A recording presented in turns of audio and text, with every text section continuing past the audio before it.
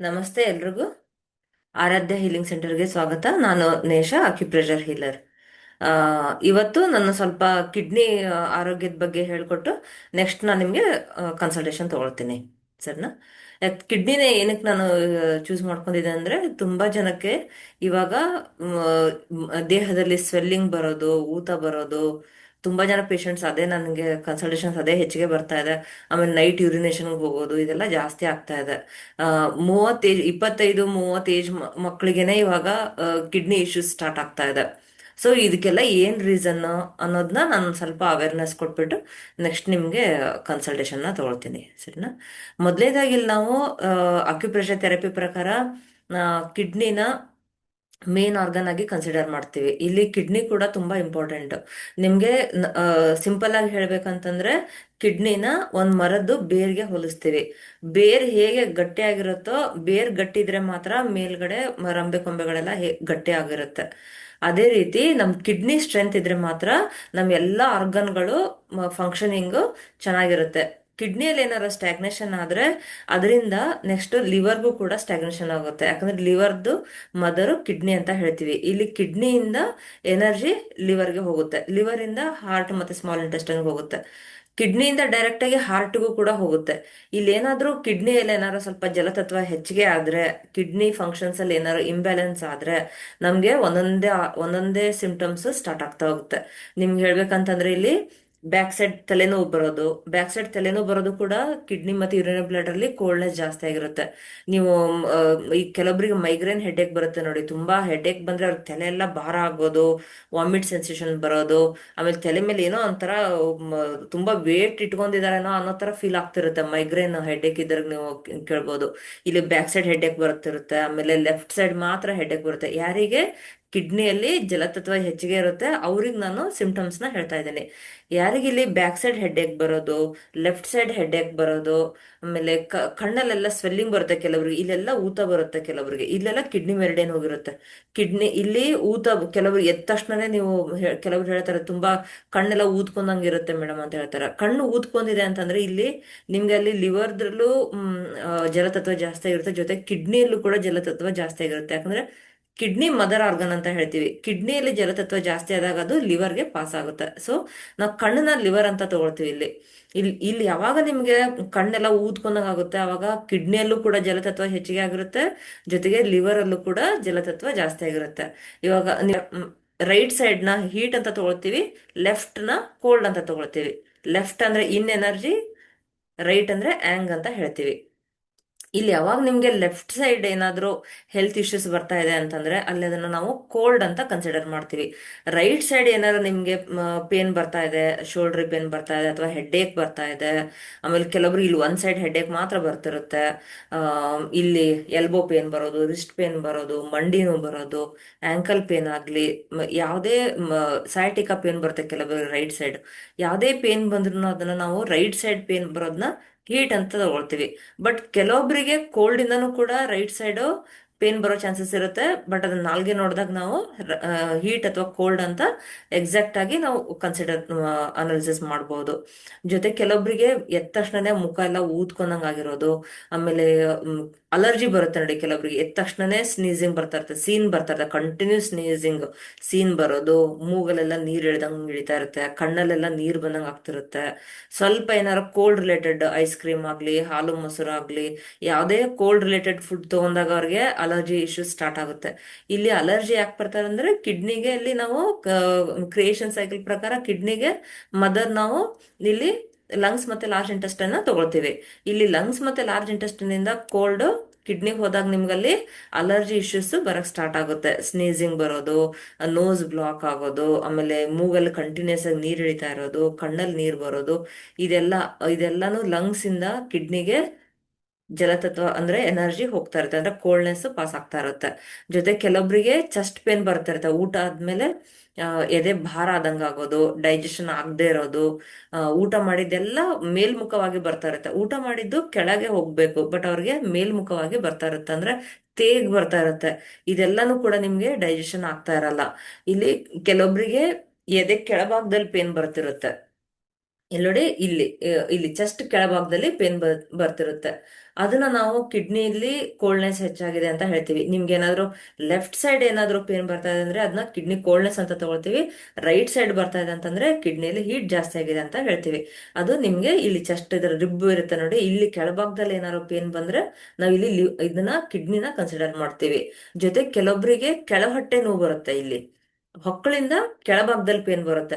ಅದು ಕೂಡ ನಿಮ್ಗೆ ಅಲ್ಲಿ ಸ್ಪ್ಲೀನ್ ಮತ್ತೆ ಕಿಡ್ನಿ ಕೋಲ್ಡ್ನೆಸ್ ಆಗಿರುತ್ತೆ. ಕೆಲವೊಬ್ಬರಿಗೆ ಕೆಳಹೊಟ್ಟೆ ಮಾತ್ರ ಪೇನ್ ಬರ್ತಿರುತ್ತೆ. ಇವಾಗ ನೀವು ಅದು ಕೆಳಹೊಟ್ಟೆ ನೋವು ಬರೋದು ನಾರ್ಮಲಿ ಪೀರಿಯಡ್ಸ್, ಹೆಣ್ಮಕ್ಳಿಗೆ ಮಂತ್ಲಿ ಪೀರಿಯಡ್ಸ್ ಆದಾಗ ಕೆಳಹೊಟ್ಟೆ ಪೇನ್ ಬರ್ತಿರುತ್ತೆ. ಕೆಲವೊಬ್ಬರಿಗೆ ಬ್ಯಾಕ್ ಸೈಡ್ ಪೇನ್ ಬರುತ್ತೆ, ಅಂದ್ರೆ ಬೆನ್ನು ಬರ್ತಾ ಇರುತ್ತೆ. ಬೆನ್ನು ಬರೋದು ಕೂಡ ನಿಮ್ಗಲ್ಲಿ ಬೇಸಿಕ್ ಸಿಂಪ್ಟಮ್ಸ್ ತೋರಿಸ್ತಿರುತ್ತೆ. ಅಲ್ಲಿ ನಿಮ್ಗೆ ಇಲ್ಲಿ ಬ್ಯಾಕ್ ಸೈಡ್ ಇಲ್ಲಿ ಕಿಡ್ನಿ ಮತ್ತೆ ಯೂರಿನರಿ ಬ್ಲಾಡರ್, ಸ್ಪ್ಲೀನ್, ಮೆರಿಡಿಯನ್ಸ್ ಎಲ್ಲ ಹೋಗಿರುತ್ತೆ. ಇಲ್ಲಿ ಕೆಲವೊಬ್ರಿಗೆ ಇಲ್ಲಿ ಹಿಡ್ಕೊಂಡಂಗ ಆಗಿರುತ್ತೆ, ಇಲ್ಲಿ ಸ್ಟಿಫ್ ಆಗಿ ಹಿಡ್ಕೊಳತ್ತೆ ಕೆಲವೊಬ್ರಿಗೆ.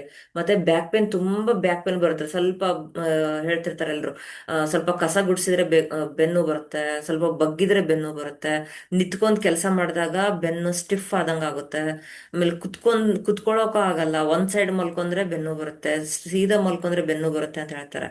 ಇದೆಲ್ಲ ಅಲ್ಲಿ ಕಿಡ್ನಿಯಲ್ಲಿ ಕೋಲ್ಡ್ನೆಸ್ ಹೆಚ್ಚಿಗೆ ಆಗಿರುತ್ತೆ. ಕಿಡ್ನಿಯಲ್ಲಿ ಯಾವಾಗ ಕೋಲ್ಡ್ನೆಸ್ ಜಾಸ್ತಿ ಆಗುತ್ತೆ, ನಿಮಗೆ ಕಿಡ್ನಿ ಆರ್ಗನ್ ಅಲ್ಲಿ ಫಂಕ್ಷನ್ ಅಲ್ಲಿ ಇಂಬ್ಯಾಲೆನ್ಸ್ ಆದಾಗ ನಿಮ್ಗೆ ಮೊದಲು ಕಂಡು ಬರೋದೇ ಬೆನ್ನು. ಬೆನ್ನು ಬಂದಿದೆ ಅಂತಂದ್ರೆ ಅಲ್ಲಿ ಕಿಡ್ನಿ ಫಂಕ್ಷನ್ ಅಲ್ಲಿ ಇಂಬ್ಯಾಲೆನ್ಸ್ ಸ್ಟಾರ್ಟ್ ಆಗಿದೆ ಅಂತ ಅರ್ಥ. ಅಂದ್ರೆ ಕಿಡ್ನಿಯಲ್ಲಿ ಸ್ಟ್ಯಾಗ್ನೇಷನ್ ಆಗಿರುತ್ತೆ, ಕಿಡ್ನಿಯಲ್ಲಿ ಎನರ್ಜಿ ಪಾಸ್ ಆಗ್ತಾ ಇರಲ್ಲ ಅಂತ. ಸರಿನಾ? ಜೊತೆಗೆ ಕೆಲವೊಬ್ಬರಿಗೆ ಮಂಡಿಯಲ್ಲಿ ಇಲ್ಲಿ ಸ್ವೆಲ್ಲಿಂಗ್ ಬರುತ್ತೆ. ಇಲ್ಲಿ ಇಲ್ಲಿ ಮಂಡಿ ಭಾಗದಲ್ಲಿ ಕೆಲವರಿಗೆ ಸ್ವೆಲ್ಲಿಂಗ್ ಬರುತ್ತೆ. ಅದು ಕೂಡ ನಾವು ಕಿಡ್ನಿ ಕೋಲ್ಡ್ನೆಸ್ ಅಂತ ಹೇಳ್ತೀವಿ. ಕೆಲವೊಬ್ಬರಿಗೆ ತೊಡೆ ಭಾಗದಲ್ಲಿ ಊತ ಬರೋದು, ಇಲ್ಲೆಲ್ಲ ಊತ ಬರುತ್ತೆ. ಕೆಲವೊಬ್ಬರಿಗೆ ಇಲ್ಲಿ ಆಂಕಲ್ ಹತ್ರ ಊತ ಬರುತ್ತೆ ನೋಡಿ, ಇಲ್ಲಿ ಪಾದದ ಹತ್ರ ಊತ ಬರುತ್ತೆ. ಕೆಲವೊಬ್ರು ಸ್ವಲ್ಪ ಕಾಲ್ ಹಿಂಗೆ ಕೆಳಗ್ ಬಿಟ್ಕೊಂಡ್ ಕೂತ್ರೆ ಸಾಕು ಕಾಲು ಊತ ಬರುತ್ತೆ. ನೈಟ್ ಮಲ್ಕೊಂಡು ಬೆಳಿಗ್ಗೆ ಎದ್ದ ತಕ್ಷಣ ನೋಡಿದಾಗ ಕಾಲು ಊತ ಇರುತ್ತೆ. ಟ್ರಾವೆಲಿಂಗ್ ಮಾಡಿದಾಗ ಕೂಡ ಕೆಲವೊಬ್ಬರಿಗೆ ಕಾಲು ಊತ ಬರುತ್ತೆ. ಅದೆಲ್ಲ ಏನ್ ಅನ್ಕೊಳ್ತಾರೆ ಅಂದ್ರೆ ಇಲ್ಲ, ಟ್ರಾವೆಲಿಂಗ್ ಮಾಡಿದಾಗ ನಾರ್ಮಲಿ ಊತ ಬರುತ್ತೆ ಅಂತ ಹೇಳ್ಬಿಡ್ತಾರೆ. ಬಟ್ ಅದ್ ನಿಮ್ಗೆ ಬೇಸಿಕ್ ಆಗಿ ಸಿಂಪ್ಟಮ್ ತೋರಿಸ್ತಿರುತ್ತೆ. ಊತ ಬರ್ತಾ ಇದೆ ಅಂತಂದ್ರೆ ಅಲ್ಲಿ ಕಿಡ್ನಿ ಫಂಕ್ಷನ್ ಅಲ್ಲಿ ಇಂಬ್ಯಾಲೆನ್ಸ್ ಆಗಿದೆ ಅಂತ ಅರ್ಥ. ನಾವು ಕಿಡ್ನಿ ಯಾವಾಗ ನಿಮ್ಗೆ ದೇಹದಲ್ಲಿ ಯಾವುದೇ ಭಾಗದಲ್ಲಿ ಊತ ಬರ್ತಿದೆ ಅಂತಂದ್ರೆ ನಾವು ಅದನ್ನ ಕಿಡ್ನಿ ಫಂಕ್ಷನ್ ಅಲ್ಲಿ ಇಂಬ್ಯಾಲೆನ್ಸ್ ಆಗಿದೆ ಅಂತ ಅರ್ಥ ಮಾಡ್ಕೋಬೇಕು. ಅವಾಗ್ಲೇ ನಾವು ಎಚ್ಚರಿಕೆಯಿಂದ ಕಿಡ್ನಿನ ಸ್ಟ್ರೆಂತ್ ಮಾಡ್ಕೊಳ್ಬೇಕು. ಅಂದ್ರೆ ಕಿಡ್ನಿಯಲ್ಲಿ ಅಗ್ನಿತತ್ವನ ಜಾಸ್ತಿ ಮಾಡ್ಕೋಬೇಕು. ಅಲ್ಲಿರೋ ಎನರ್ಜಿನ ನಾವು ಫಂಕ್ಷನಿಂಗ್ ನ ಇಂಪ್ರೂವ್ ಮಾಡ್ಕೊಳ್ಬೇಕು. ಆಗ ನಿಮ್ಗೆ ಒಂದೊಂದೇ ಸಿಂಪ್ಟಮ್ಸ್ ಕ್ಲಿಯರ್ ಆಗ್ತಾ ಬರುತ್ತೆ. ಜೊತೆ ಕೆಲವೊಬ್ಬರಿಗೆ ಇಚ್ಚಿಂಗ್ ಬರುತ್ತೆ ನೋಡಿ. ಇಚ್ಚಿಂಗ್ ಬಂದಾಗ ಬ್ಲ್ಯಾಕ್ ಪ್ಯಾಚ್ ತರ ಬರುತ್ತೆ. ಕೆಲವೊಬ್ಬರಿಗೆ ರೆಡ್ ರ್ಯಾಶಸ್ ಆಗುತ್ತೆ, ಕೆಲವೊಬ್ಬರಿಗೆ ಬ್ಲ್ಯಾಕ್ ಪ್ಯಾಚ್ ಬರುತ್ತೆ.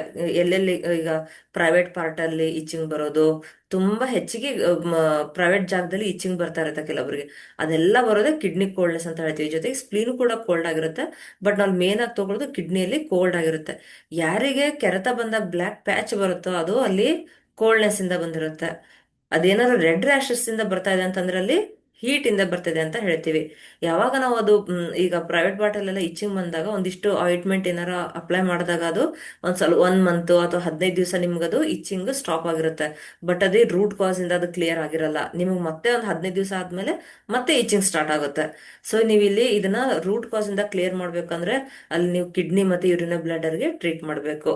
ಬಟ್ ಇಲ್ಲಿ ಬರೀ ನೀವು ಕಿಡ್ನಿನ ಟ್ರೀಟ್ ಮಾಡಿದಾಗ ಮಾತ್ರ ಸರಿ ಹೋಗುತ್ತಾ ಇವೆಲ್ಲ ಸಿಂಪ್ಟಮ್ಸ್? ಇಲ್ಲ, ಜೊತೆಗೆ ಅಲ್ಲಿ ಎಲ್ಲ ಒಂದೊಂದು ಆರ್ಗನ್ಗಳು ಕನೆಕ್ಟ್ ಆಗಿರುತ್ತೆ ನೋಡಿ. ನಾನು ಆಗ್ಲೇ ಹೇಳಿದೆ, kidney kidney mother organ, lungs ಮತ್ತು ಲಾರ್ಜ್ ಇಂಟೆಸ್ಟೈನ್ ಅಂತ ಹೇಳಿದೆ. ಅಲ್ಲಿ ನಿಮ್ಗೆ ಕೋಲ್ಡ್ನೆಸ್ ಎಲ್ಲಿಂದ ಬರ್ತಾ ಇದೆ? ಲಂಗ್ಸ್ ಇಂದ ಕಿಡ್ನಿಗೆ ಬರ್ತಾ ಇರುತ್ತೆ. ಲಂಗ್ಸಿಗೆ ಎಲ್ಲಿಂದ ಬರ್ತಾ ಇದೆ ಕೋಲ್ಡ್? ಸ್ಪ್ಲೀನ್ ಇಂದ ಬರ್ತಾ ಇರುತ್ತೆ. ಸ್ಪ್ಲೀನ್ ಯಾಕೆ ಕೋಲ್ಡ್ ಆಗ್ತಾ ಇದೆ? ಅಲ್ಲಿ ನಮ್ದು ಫುಡ್ ಹ್ಯಾಬಿಟ್ಸ್ ಸರಿ ಇರಲ್ಲ. ಅಂದ್ರೆ ಲಿವರ್ ಇಂದ ಕೂಡ ಅಲ್ಲಿ ಸ್ಪ್ಲೀನ್ಗೆ ಎನರ್ಜಿ ಪಾಸ್ ಆಗ್ತಾ ಇರಲ್ಲ. ಲಿವರ್ ಅಲ್ಲಿ ಏನಾದ್ರು ಕೋಲ್ಡ್ನೆಸ್ ಆದ್ರೆ ಅಲ್ಲಿ ನಿಮ್ಗೆ ಎನರ್ಜಿ ಸ್ಪ್ಲೀನ್ಗೆ ಹೋಗ್ತಾ ಇರಲ್ಲ. ಅಂದ್ರೆ ಲಿವರ್ನ ನಾವು ವಿಂಡ್ ಎನರ್ಜಿ ಅಂತ ತಗೊಳ್ತೀವಿ, ಸ್ಟಮಕ್ ಮತ್ತೆ ಸ್ಪ್ಲೀನ್ ನ ಹ್ಯುಮಿಡಿಟಿ ಅಂತ ತಗೊಳ್ತೀವಿ. ಈ ಲಿವರ್ ಅಲ್ಲಿ ಏನಾದ್ರು ಸ್ಟ್ಯಾಗ್ನೇಷನ್ ಆದ್ರೆ ನೆಕ್ಸ್ಟ್ ನಿಮ್ಗೆ ಸ್ಟಮಕ್ ಸ್ಪ್ಲೀನ್ ಅಲ್ಲಿ ಕೂಡ ಸ್ಟ್ಯಾಗ್ನೇಷನ್ ಆಗುತ್ತೆ. ಜೊತೆಗೆ ಸ್ಟಮಕ್ ಸ್ಪ್ಲೀನ್ ಅಲ್ಲಿ ಸ್ಟ್ಯಾಗ್ನೇಷನ್ ಆದಾಗ ಲಂಗ್ಸ್ ಮತ್ತೆ ಲಾರ್ಜ್ ಇಂಟೆಸ್ಟೈನ್ ಇಂಬ್ಯಾಲೆನ್ಸ್ ಆಗುತ್ತೆ. ಜೊತೆಗೆ ಕಿಡ್ನಿ ಕೂಡ ಇಂಬ್ಯಾಲೆನ್ಸ್ ಆಗುತ್ತೆ ನೋಡಿ. ಇಲ್ಲಿ ಬರೀ ನಾನು ಹೇಳ್ತಾ ಇರೋದು ಕಿಡ್ನಿ ಆರ್ಗನ್ ಬಗ್ಗೆ ಮಾತ್ರ ಹೇಳ್ತಾ ಇದ್ದೆ. But kidney organ functioning imbalance ಆಗಕ್ಕೆ ಈ ಎಲ್ಲಾ ಆರ್ಗನ್ಗಳು ಕಾರಣ ಆಗಿರುತ್ತೆ. ಅಂದ್ರೆ ಇಲ್ಲಿ ಒಂದು ಆರ್ಗನ್ ಇಂದ ಎಲ್ಲ ರಿಲೇಟೆಡ್ ಇರುತ್ತೆ. ನಿಮ್ಗೆ ಇನ್ನೂ ಸಿಂಪಲ್ ಸಿಂಪಲ್ ಆಗಿ ಹೇಳ್ಬೇಕಂದ್ರೆ, ಇವಾಗ ನೀವು ಎಕ್ಸಾಂಪಲ್ ಆಗಿ ಕುಕ್ಕರ್ ಇಡ್ತೀರಾ, ಗ್ಯಾಸ್ ಮೇಲೆ ಅನ್ನ ಏನಾದ್ರು ಮಾಡಕ್ ಕುಕ್ಕರ್ ಇಟ್ಟಾಗ ನೀವು ಕುಕ್ಕರ್ನ ಹಾಗೆ ಇಟ್ಬಿಟ್ಟು ಗ್ಯಾಸ್ ಆನ್ ಮಾಡದೇ ಇದ್ರೆ ಅನ್ನ ಆಗುತ್ತಾ? ಇಲ್ಲ ತಾನೆ. ಗ್ಯಾಸ್ ಅಂದ್ರೆ ನೀವು ಅದನ್ನ ಗ್ಯಾಸ್ ಆನ್ ಮಾಡಿದಾಗ ಅಲ್ಲಿ ಬೆಂಕಿ ಬರುತ್ತೆ. ಬೆಂಕಿನ ನಾವು ಕಿಡ್ನಿ ಅಂತ ತಗೊಳ್ತೀವಿ. ಬೆಂಕಿ ಹೇಗೆ ಚೆನ್ನಾಗಿ ಉರಿಯುತ್ತೋ ಹಾಗೆ ನಿಮಗೆ ಅಡಿಗೆ ಚೆನ್ನಾಗಾಗುತ್ತೆ. ಆ ರೀತಿ ಈಗ ನೀವು ಸಿಮ್ಮಲ್ಲಿ ಇಟ್ರೆ ಅಡಿಗೆ ಅರ್ಧಂಬರ್ಧ ಬಂದಿರುತ್ತೆ. ಚೆನ್ನಾಗಿ ಬೆಂಕಿ ಬರ್ತಾ ಇದೆ ಅಂತಂದ್ರಲ್ಲಿ ಅಡಿಗೆ ಚೆನ್ನಾಗಾಗುತ್ತೆ. ಸಿಂಪಲ್ ಆಗಿ ಹೇಳ್ತಾ ಇದ್ದೇನೆ, ಅಂದ್ರೆ ನಾರ್ಮಲಿ ಅರ್ಥ ಆಗೋ ತರ ಹೇಳ್ತಾ ಇದ್ದೇನೆ. ಇಲ್ಲಿ ನಿಮ್ದು ಬೆಂಕಿ ಎಷ್ಟು ಚೆನ್ನಾಗಿರುತ್ತೋ ಅಷ್ಟು ಅಡಿಗೆ ಚೆನ್ನಾಗಾಗುತ್ತೆ. ಅದೇ ರೀತಿ ನಮ್ ಕಿಡ್ನಿ ಎಷ್ಟು ಸ್ಟ್ರೆಂತ್ ಇರುತ್ತೆ ಆ ರೀತಿ ನಿಮ್ಗೆ ಎಲ್ಲಾ ಆರ್ಗನ್ಗಳು ಸ್ಟ್ರೆಂಥನ್ ಆಗ್ತಾ ಹೋಗುತ್ತೆ. ಅಂದ್ರೆ ಕಿಡ್ನಿಯಿಂದ ನಮ್ಮ ಆರ್ಗನ್ಗಳಿಗೆ ಎಲ್ಲ ಎನರ್ಜಿ ಪಾಸ್ ಆಗ್ತಾ ಹೋಗುತ್ತೆ. ಯಾವಾಗ ನಿಮ್ ಕಿಡ್ನಿ ಫಂಕ್ಷನ್ ಅಲ್ಲಿ ಇಂಬ್ಯಾಲೆನ್ಸ್ ಆಗುತ್ತೆ, ಅವಾಗ ಒಂದೊಂದೇ ಆರ್ಗನ್ಗಳಲ್ಲೂ ಕೂಡ ಎಲ್ಲ ಇಂಬ್ಯಾಲೆನ್ಸ್ ಆಗ್ತಾ ಹೋಗುತ್ತೆ. ನಿಮ್ಗಿಲ್ಲ ನಾವು ಕ್ರಿಯೇಷನ್ ಸೈಕಲ್ ಪ್ರಕಾರ ನಮ್ ಕಿಡ್ನಿ ಸ್ಟ್ರೆಂತ್ ಅನ್ನ ಹೇಗ್ ಮಾಡ್ಕೋಬೇಕಂತ ಹೇಳ್ಕೊಡ್ತೀನಿ. ಮೊದಲನೇದಾಗಿ ಲಿವರ್ನ ವಿಂಡ್ ಅಂತ ತಗೊಳ್ತೀವಿ, ವಿಂಡ್ ಎನರ್ಜಿ ಅಂತ ತಗೊಳ್ತೀವಿ. ನಮ್ ವಿಂಡ್ ಎನರ್ಜಿ ಅಂದ್ರೆ ಲಿವರ್ನ ಇಂಪ್ರೂವ್ ಮಾಡ್ಕೊಳ್ಬೇಕಂದ್ರೆ ನಮ್ ದೇಹದಲ್ಲಿ ವಿಂಡ್ ಎನರ್ಜಿ ಚೆನ್ನಾಗಿರ್ಬೇಕು. ವಿಂಡ್ ಎನರ್ಜಿನ ಇಂಪ್ರೂವ್ ಮಾಡ್ಕೊಳ್ಬೇಕಂದ್ರೆ ನಮ್ ದೇಹ ಚಲನೆಯಲ್ಲಿರ್ಬೇಕು. ಅಂದ್ರೆ ವಾಕ್ ಚೆನ್ನಾಗಿ ಮಾಡ್ಬೇಕು. ದಿನ ಕಂಪಲ್ಸರಿ ವಾಕ್ ಮಾಡಿದಾಗ ನಿಮ್ಗೆ ಅಲ್ಲಿ ಲಿವರ್ ಸ್ಟ್ರೆಂಥನ್ ಆಗುತ್ತೆ. ಲಿವರ್ ಇಂದ ಹಾರ್ಟ್ ಮತ್ತೆ ಸ್ಮಾಲ್ ಇಂಟೆಸ್ಟೈನ್ ಕೂಡ ಚೆನ್ನಾಗಿರುತ್ತೆ. ಅಂದ್ರೆ ಇವಾಗ ನಿಮ್ಗೆ ವಾಕ್ ಮಾಡಿದಾಗ ಏನಾರೋ ಸುಸ್ತಾಗ್ತಾ ಇದೆ ಅಥವಾ ಬ್ರೀತಿಂಗ್ ಅಲ್ಲಿ ಏನಾರೋ ಇಂಬ್ಯಾಲೆನ್ಸ್ ಆಗ್ತಾ ಇದೆ ಅಂದ್ರೆ ಅಲ್ಲಿ ನೀವು ಅರ್ಥ ಮಾಡ್ಕೋಬೇಕು, ಹಾರ್ಟ್ ಫಂಕ್ಷನಿಂಗ್ ಲೋ ಆಗ್ತಾ ಇದೆ ಅಂತ. ಆಗ ಆಗ ನಾವು ಸ್ವಲ್ಪ ಸುಸ್ತಾಗ್ತಿದೆ ಅಂತ ಬಿಟ್ಬಿಡ್ಬಾರ್ದು. ಸ್ಲೋಲಿ ನಮ್ಮ ವಾಕ್ನ ಇಂಪ್ರೂವ್ ಮಾಡ್ಕೋಬೇಕು. ಜೊತೆಗೆ ಕೋಲ್ಡ್ ರಿಲೇಟೆಡ್ ಫುಡ್ನ ಅವಾಯ್ಡ್ ಮಾಡಬೇಕು. ಆಗ ನಿಮ್ದು ಹಾರ್ಟ್ ಸ್ಟ್ರೆಂಥನ್ ಆಗ್ತಾ ಬರುತ್ತೆ. ನಿಮ್ಗೆ ಯಾವಾಗ ದೇಹದಲ್ಲಿ ಕೋಲ್ಡ್ ಆಗ್ತಾ ಬರುತ್ತೆ ಆಗ ನಿಮ್ಗೆ ಸ್ವಲ್ಪ ನಡೆದ್ರೆ ಸಾಕು ಬ್ರೀತಿಂಗ್ ಇಶ್ಯೂಸ್ ಆಗೋದು, ಏದು ಉಸಿರು ಬಂದಂಗ ಆಗೋದು. ಕೆಲವೊಬ್ಬರಿಗೆ ಸ್ವಲ್ಪ ನಡೆದ್ರೆ ಕೆಮ್ಮು ಬಂದಂಗ ಆಗ್ತಿರುತ್ತೆ. ಕೆಲವೊಬ್ರಿಗೆ ಇಲ್ಲಿ ಎಡಗಡೆ ಹಿಡ್ಕೊಳತ್ತೆ ಮೇಡಮ್, ಸ್ವಲ್ಪ ಒಂದು 10 ನಿಮಿಷ ವಾಕ್ ಮಾಡಿದ್ರೆ ಸಾಕು ಎಡಗಡೆ ಹಿಡ್ಕೊಂಡಂಗ ಆಗುತ್ತೆ ಅಂತಾರೆ. ಇದೆಲ್ಲ ಕೋಲ್ಡ್ನೆಸ್ ಸಿಂಪ್ಟಮ್.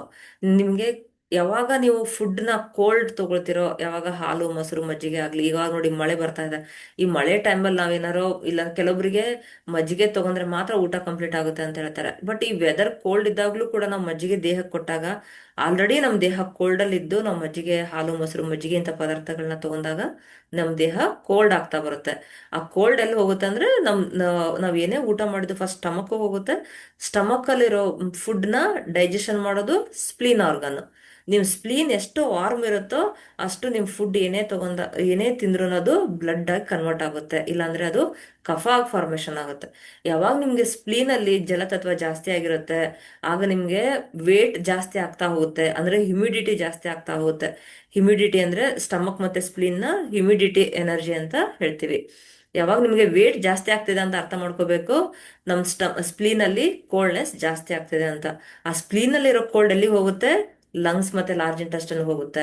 ಲಂಗ್ಸ್ ಮತ್ತೆ ಲಾರ್ಜ್ ಇಂಟೆಸ್ಟೈನ್ ಕೋಲ್ಡ್ ಆದಾಗ ಏನಾಗುತ್ತೆ, ನಮ್ಗೆ ಅಲರ್ಜಿ ಬರೋದು, ಸೀನ್ಗಳು ಬರೋದು, ಎಲ್ಲಂದ್ರೆ ಅಲ್ಲಿ ತುರಿಕೆ ಬರೋದು, ಈ ಬ್ಲ್ಯಾಕ್ ಪ್ಯಾಚ್ ತರ ಆಗೋದು, ಆಮೇಲೆ ಲೆಫ್ಟ್ ಸೈಡ್ ಮಾತ್ರ ಹೆಡ್ ಎಕ್ ಬರ್ತಾ ಇರೋದು, ಈ ಕಣ್ಣೆಲ್ಲ ಒಂಥರ ಸ್ವೆಲ್ಲಿಂಗ್ ಬರೋದು, ಕೆಲವೊಬ್ಬರಿಗೆ ನೋಸ್ ಬ್ಲಾಕ್ ಆಗ್ತಾ ಇರತ್ತೆ, ಕೆಲವೊಬ್ಬರಿಗೆ ಇಲ್ಲಿ ಟಾನ್ಸಿಲ್ಸ್ ಅಂತ ಹೇಳ್ತಾರೆ, ಇಲ್ಲಂತರ ಗಂಟು ತರ ಆಗುತ್ತೆ ಅದು, ಆಮೇಲೆ ಮೂಗಲ್ಲಿ ಮಾಂಸ ಬೆಳೀತಿದೆ ಅಂತ ಹೇಳ್ತಾರೆ. ಇದೆಲ್ಲ ಲಂಗ್ಸ್ ಕೋಲ್ಡ್ ಆಗಿರುತ್ತೆ. ಕೆಲವೊಬ್ಬರಿಗೆ ಲಾರ್ಜ್ ಇಂಟೆಸ್ಟೈನ್ ಇರೋ ಕೋಲ್ಡ್ ಆದ್ರೆ ಅವ್ರಿಗೆ ಮೋಷನ್ ಸರಿ ಆಗ್ತಿರಲ್ಲ. ಮೋಷನ್ ಕೆಲವೊಬ್ಬರಿಗೆ ಸ್ಟಿಕ್ಕಿ ತರ ಆಗ್ತಿರುತ್ತೆ, ಸ್ಮೆಲ್ ಬರ್ತಾ ಇರುತ್ತೆ ಕೆಲವೊಬ್ಬರಿಗೆ. ಇದೆಲ್ಲ ಲಾರ್ಜ್ ಇಂಟೆಸ್ಟೈನ್ ಅಲ್ಲಿ ಕೋಲ್ಡ್ ಜಾಸ್ತಿ ಆಗಿರುತ್ತೆ. ಯಾವಾಗ ಲಂಗ್ಸ್ ಲಾರ್ಜ್ ಇಂಟೆಸ್ಟೈನ್ ಕೋಲ್ಡ್ ಆಗಿರುತ್ತೆ ಆ ಎನರ್ಜಿ ನಿಮ್ಗೆ ಕಿಡ್ನಿಗೆ ಪಾಸ್ ಆಗುತ್ತೆ. ಕಿಡ್ನಿ ನಿಮ್ಗೆ ಲಾಸ್ಟಿಗೆ ತೊಂದರೆ ಕೊಡೋದೇ ಕಿಡ್ನಿ. ಕಿಡ್ನಿಯಲ್ಲಿ ಯಾವಾಗ ಕೋಲ್ಡ್ ಆಗುತ್ತೆ ಅವಾಗ ನಿಮ್ಗೆ ಈ ಚಳಿ ಜ್ವರ ಬರೋದು. ಕೆಲವರಿಗೆ ಜ್ವರ ಬರುತ್ತೆ, ಆ ನಿಮ್ಗೆ ಹೀಟ್ ಇಂದ ಜ್ವರ ಬಂದಾಗ ಬಾಡಿ ಪೇನ್ ಆಗೋದು, ಆಮೇಲೆ ಈ ಫ್ರಂಟ್ ಹೆಡ್ ಏಕ್ ಬರೋದು, ಅದು ಜ್ವರ ಬಂದಾಗ ಅದನ್ನ ಹೀಟ್ ಅಂತ ಕನ್ಸಿಡರ್ ಮಾಡ್ತೀವಿ. ಅದರಲ್ಲಿ ಎಕ್ಸೆಸ್ ನಿಮ್ಗೆ ಬಾಡಿ ಹೀಟ್ ಆಗ್ಬಿಟ್ಟು ಜ್ವರ ಬಂದಿರುತ್ತೆ. ಯಾರಿಗೆ ಜ್ವರ ಬಂದಾಗ ಚಳಿ ಆಗುತ್ತೆ, ತುಂಬಾ ನಡ್ಕ ಬಂದಂಗ ಆಗ್ತಿರುತ್ತೆ, ಪದೇ ಪದೇ ಯೂರಿನ್ಗೆ ಹೋಗ್ತಿರ್ತಾರೆ, ನೈಟ್ ಎಲ್ಲ 1 ಅವರ್ಗೊಂದ್ಸರಿ ಯೂರಿನ್ಗೆ ಹೋಗ್ತಿರ್ತಾರೆ, ಇದೆಲ್ಲ ನಾವು ಕಿಡ್ನಿ ಕೋಲ್ಡ್ ಅಂತ ಕನ್ಸಿಡರ್ ಮಾಡ್ತೀವಿ. ಕಿಡ್ನಿಯಲ್ಲಿ ಯಾವಾಗ ನಿಮ್ಗೆ ಕೋಲ್ಡ್ ಎನರ್ಜಿ ಅಂದ್ರೆ ಇನ್ ಎನರ್ಜಿ ಯಾವಾಗ ಜಾಸ್ತಿ ಆಗುತ್ತೆ ಅವಾಗ ನಿಮ್ಗೆ ಅದನ್ನೇ ಕಿಡ್ನಿನೇ ಫೈನಲ್. ನಮ್ಗೆ ಕಿಡ್ನಿ ಒಂದು ಸ್ಟ್ರೆಂತ್ ಮಾಡ್ಕೊಂಡ್ಬಿಟ್ರೆ ಎಲ್ಲಾ ಸಿಂಪ್ಟಮ್ಸ್ಗಳು ಕ್ಲಿಯರ್ ಆಗ್ತಾ ಹೋಗುತ್ತೆ. ನಮ್ಮ ಹತ್ರ ಯಾರೇ ಥೆರಪಿ ತಗೊಳಕ್ ಬಂದ್ರು ನಾನು ಕನ್ಸಿಡರ್ ಮಾಡೋದು ಫಸ್ಟ್ ಕಿಡ್ನಿಗೆ ಟ್ರೀಟ್ ಮಾಡ್ತೀನಿ. ಕಿಡ್ನಿನ ಟ್ರೀಟ್ ಮಾಡಿದಾಗ ನಿಮ್ಗೆ ಅಲ್ಲಿ ಎಲ್ಲಾ ಆರ್ಗನ್ಗಳಿಗೂ ಎನರ್ಜಿ ಪಾಸ್ ಆಗ್ತಾ ಹೋಗುತ್ತೆ. ಆಗ ನಿಮ್ಗೆ ಬೇಗ ರಿಕವರಿ ಆಗಕ್ಕೆ ಹೆಲ್ಪ್ ಆಗುತ್ತೆ. ಅರ್ಥ ಆಗಿದೆ ಅನ್ಕೋತೀನಿ ಕಿಡ್ನಿ ಬಗ್ಗೆ ಹೇಳಿರೋದು. ಆ, ನಿಮ್ಗೆ ಏನೇ ಡೌಟ್ಸ್ ಇದ್ರೆ ಆಮೇಲೆ ಕೇಳಿ. ನಿಮ್ಗೆ ಇದಕ್ಕೆ ಸೊಲ್ಯೂಷನ್ ಕೊಡ್ತೀನಿ, ಕಿಡ್ನಿನ ಹೇಗೆ ಸ್ಟ್ರೆಂತ್ ಮಾಡ್ಕೊಳ್ಬೇಕು ಅಂತ. ಆಮೇಲೆ ಕಿಡ್ನಿಲಿ ಇನ್ನೊಂದು ಹೇಳ್ಬೋದು ನಿಮ್ಗೆ, ಕಿವಿನ ನಾವು ಕಿಡ್ನಿ ಶೇಪ್ ಅಂತ ಹೇಳ್ತೀವಿ. ಕಿವಿ ನಮ್ದು ಕಿಡ್ನಿ ಶೇಪಲ್ಲಿ ಇರುತ್ತೆ. ಯಾವಾಗ ನಿಮ್ ಕಿವಿ ತುರಿಕೆ ಬಂದಂಗ ಆಗಿರುತ್ತೆ, ಕೆಲವೊಬ್ರಿಗೆ ಕಿವಿ ತುರಿಸ್ದಂಗ ಆಗೋದು, ಕಿವಿ ಸೋರೋದು, ಕಿವಿಯಲ್ಲಿ ಗುಯಿ ಅಂತ ಸೌಂಡ್ ಬರೋದು, ಟಿನಿಟಸ್ ಅಂತ ಹೇಳ್ತಾರೆ ಅದನ್ನ. ಅಲೋಪತಿಕಲ್ ಟಿನಿಟಸ್ಗೆ ಸೊಲ್ಯೂಷನೇ ಇಲ್ಲ, ಅಂತ ಲೈಫ್ ಲಾಂಗ್ ಮೆಡಿಸಿನ್ಸ್ ತಗೊಳ್ತಾ ಇರಬೇಕು. ಅದೇನ್ ಸೌಂಡ್ ಬರ್ತಿರುತ್ತಲ್ಲ, ಕೆಲವೊಬ್ರು ಅದಕ್ಕೆ ಅಡಿಕ್ಟ್ ಆಗ್ಬಿಟ್ಟಿರ್ತಾರೆ. ಆ ಗುಯಿ ಅನ್ನೋ ಸೌಂಡಿಗೆನೆ ಅಡಿಕ್ಷನ್ ಆಗ್ಬಿಟ್ಟಿರ್ತಾರೆ ಅವ್ರು. ಅದೇನೋ ಅನ್ಸಲ್ಲ. ಒಂದ್ 2 ದಿನ ಅವ್ರಿಗೆ ಸ್ವಲ್ಪ ಒಂದ್ 3-4 ತಿಂಗಳು ಸ್ವಲ್ಪ ಅವ್ರು ಅಡ್ಜಸ್ಟ್ ಮಾಡ್ಕೊಳಕ್ ಟ್ರೈ ಮಾಡ್ತಾರೆ. ಆಮೇಲೆ ಆಮೇಲೆ ಆಮೇಲೆ ಹೋಗ್ತಾ ಹೋಗ್ತಾ ಹೋಗ್ತಾ ಹೋಗ್ತಾ ಅವ್ರು ಅದೇ ಲೈಫಿಗೆನೆ ಅಡ್ಜಸ್ಟ್ ಆಗ್ಬಿಡ್ತಾರೆ. ಕಿವಿಯಲ್ಲಿ ಗುಯಿ ಅಂತ ಸೌಂಡ್ ಬರ್ತಾ ಇದೆ ಅಂತಾರೆ ಅಂದ್ರೆ ಅದೆಲ್ಲ ಕಿಡ್ನಿ ಫಂಕ್ಷನ್ ಅಲ್ಲಿ ಇಂಬ್ಯಾಲೆನ್ಸ್ ಆಗಿರುತ್ತೆ ಅಂತ ಅರ್ಥ. ಕಿವಿನ ನಾವು ಕಿಡ್ನಿ ಶೇಪ್ಗೆ ಹೋಲಿಸ್ಕೊಳ್ತೀವಿ, ಸರಿನಾ? ಜೊತೆ ಕಿವಿ ಸೋರ್ತಾ ಇರೋದು, ಕಿವಿ ನೋವು ಬರೋದು, ಇದೆಲ್ಲಾನು ಕೂಡ ನಿಮ್ಗೆ ಕಿಡ್ನಿ ಕಿಡ್ನಿ ಫಂಕ್ಷನ್ ಅಲ್ಲಿ ಇಂಬ್ಯಾಲೆನ್ಸ್ ಆಗಿದೆ ಅಂತ ಅರ್ಥ. ಇಲ್ಲಿ ನೋಡಿ, ಅಕ್ಯುಪ್ರೆಷರ್ ಪಾಯಿಂಟ್ ಅಲ್ಲಿ K3 ಪಾಯಿಂಟ್ ಅಂತ ಹೇಳ್ತೀವಿ. K3 ಪಾಯಿಂಟ್ ನ 20 ಸರಿ ಪ್ರೆಸ್ ಮಾಡಿದಾಗ ನಿಮ್ಗಲ್ಲಿ ಆಂಗ್ ಎನರ್ಜಿ ಜಾಸ್ತಿ ಆಗುತ್ತೆ, ಅಂದ್ರೆ ಹೀಟ್ ಜಾಸ್ತಿ ಆಗುತ್ತೆ. ಅಂದ್ರೆ ಕಿಡ್ನಿ ವಾರ್ಮ್ ಆಗಕ್ಕೆ ನಿಮ್ಗೆ ಹೆಲ್ಪ್ ಮಾಡುತ್ತೆ. ಜೊತೆಗೆ ಕಲರ್ ಥೆರಪಿಯಲ್ಲಿ ನಮ್ ಬಲಗೈ ತೋರು ಬೆರಳು ಲಾಸ್ಟ್ ಗೆರೆನ, ಇದನ್ನ ಕಿಡ್ನಿ ಜಾಯಿಂಟ್ ಅಂತ ಹೇಳ್ತೀವಿ. ಇದು ಕಿಡ್ನಿ ಜಾಯಿಂಟ್, ಇದು ಯೂರಿನರಿ ಬ್ಲಾಡರ್ ಜಾಯಿಂಟ್. ಇಲ್ಲಿ ನೀವು ಸ್ಕೈ ಬ್ಲೂ ಮತ್ತೆ ಆರೆಂಜ್ ಹಾಕಿದಾಗೂ ಕೂಡ ನಿಮ್ಗೆ ಕಿಡ್ನಿ ಸ್ಟ್ರೆಂಥನ್ ಆಗುತ್ತೆ, ವಾರ್ಮ್ ಆಗುತ್ತೆ. ಜೊತೆಗೆ ನೀಲ್ ಚಕ್ರ ಥೆರಪಿ ಪ್ರಕಾರ ಇಲ್ಲಿ ಕೂಡ ನೀವು ಸ್ಕೈ ಬ್ಲೂ ಹಾಕ್ಬೋದು.